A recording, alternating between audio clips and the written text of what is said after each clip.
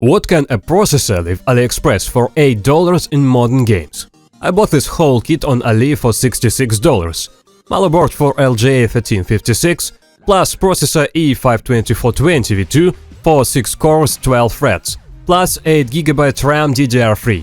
The price is interesting for such characteristics, but what can it do in real tests and games?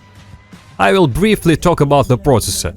It has a fairly modest frequency of 2.5 GHz for all cores, which is not enough for modern games. However, we have 6 cores and 12 threads on board, and this is only for $8. What is LGA 1356? It was released in 2012 and replaced socket 1366. It has much in common with the now popular LGA 2011, but in somewhat simplified compared to it. Yes, the socket is quite old, and the upgrade is possible on a maximum of 10 nuclear 2470 V2. Well, only DDR3 memory can be inserted here. Therefore, I do not recommend assembling an assembly on it from scratch. As a last resort, of course, you can, if you need, a completely budget system. Pair it with some GTX 1660 or even RX 6600. With them, the processor will show good performance in many games. Well, now to the tests.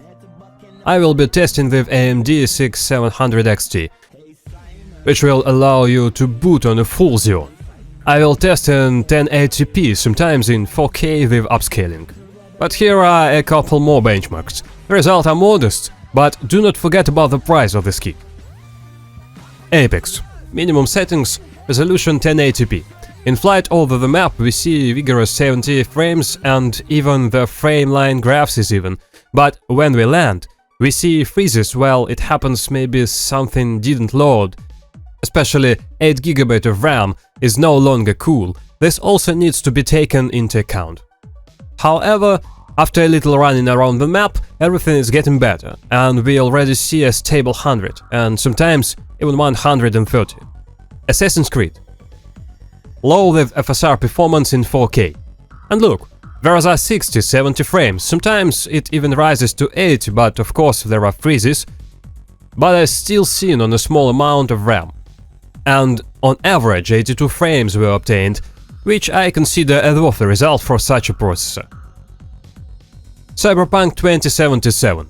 1080p medium. At first the machine didn't load at all, and the frame line jumped, but then our processor gathered all its 6 cores into the first and gave out as many as 30-35 frames in the most demanding place in the game.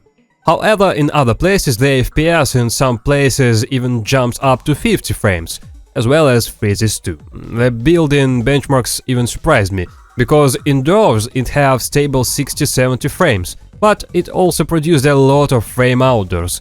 But it's better, of course, to focus on real gameplay, because the benchmark seems to be easy. Days Gone. Medium. It turns out, in general, a good picture, something about 60 frames. Well, yeah, there is a freezes, however you can block the FPS on 45 frames and get a stable FPS. In old games like Far Cry 5, FPS keeps at 50-60 frames, which is not bad. Freezes are also not gone away, it seems that the problem is still in memory and its low bandwidth. God of War in 4K with FSR on max settings. The game is pretty corridor and the video card plays the role more here, but in some places the FPS dropped to 35 frames, although somewhere it was even about 60.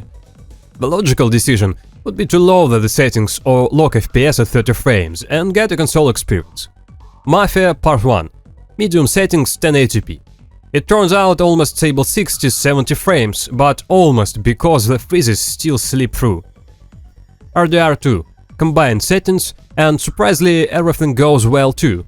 50, 60 or in 70 frames. It's quite possible to play. Shadow of the Tomb Raider. High. Look at this high performance. 60, 85 frames.